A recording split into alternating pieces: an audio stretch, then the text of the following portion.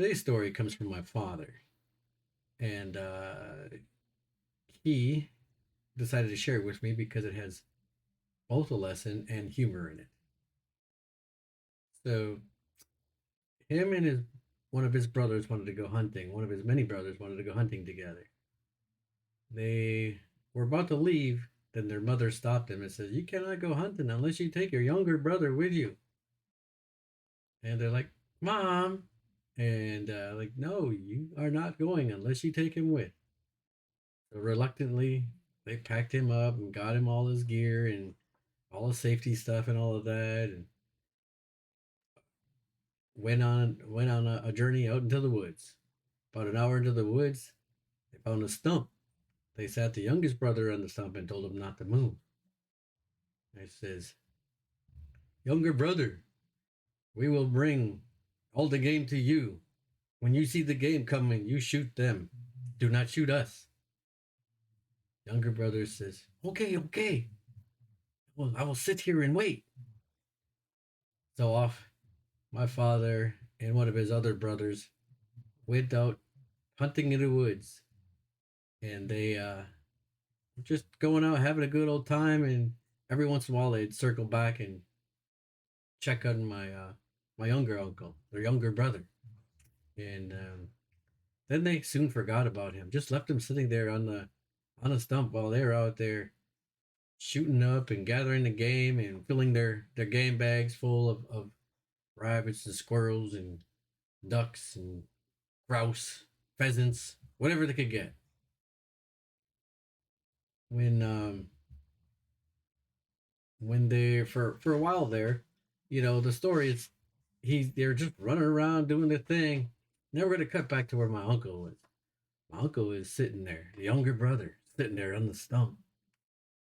He had this squirrel come running up to him, pawing on his leg, pawing and pawing, and trying to see if he had any treats or snacks or anything that he could get from him. Pretty soon the squirrel got bored and went off. A little while later, skunk come up, and then he was scared of the skunk, but he remembered that his brothers told him, "Don't move, don't move. You move, you're gonna scare them, scare the animals, and you don't want to do that. You might antagonize one, and they might come after you."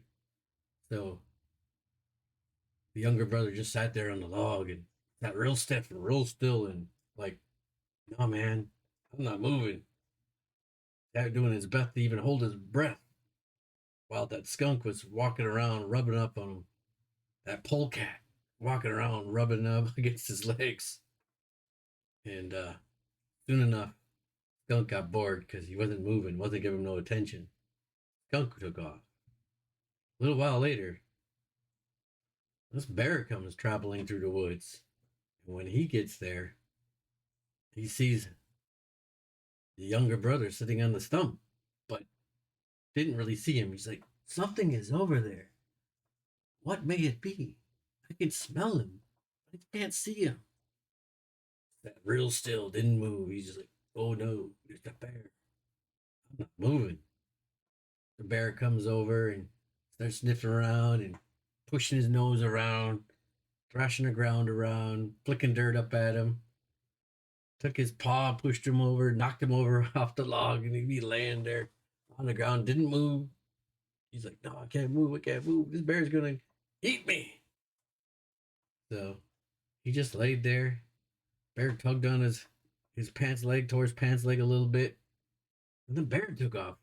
Says, "I'm done. This guy's boring. I'm not even gonna deal with him.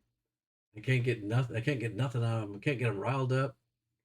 It's time to go. Go find something else to have fun with." So the bear travels off.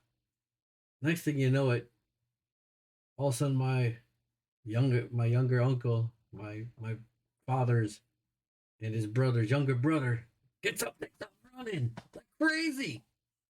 Running barely right on by my dad, right on by my other uncle, just kept on going. And they're like hollering to his brother, younger brother, stop. Why are you running? Why are you running? Stop." They had to chase him down, calm him down. It says, "Younger brother, what's got you all up in an uproar? Why you running through the woods like a madman?" And the younger brother says, "I was fine when the skunk came by. I was fine when the rabbit came by. I was fine when the bear came by. But when that squirrel came back for the other nut, I was gone." That's the end of the story. So think about it though. There are lessons in this story, even though it's comical and it's told in a joke form. This story actually really happened for the most part, all except for the squirrel coming back for the other nut.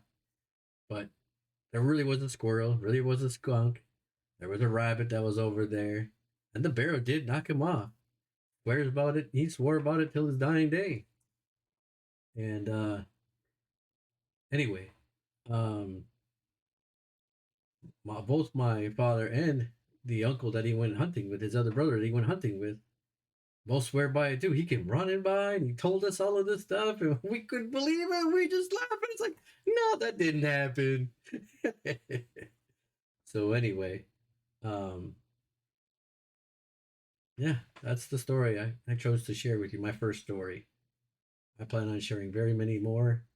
Some of them will be more serious in nature. Some will be more comical in nature. Some of them will just be good old oral stories handed down with lessons handed down from my elders, from their elders, and from their elders' elders, from our ancestors. And with that, I will say, Yawanko for listening. Thank you for listening. And Anugiwa. Goodbye until next time.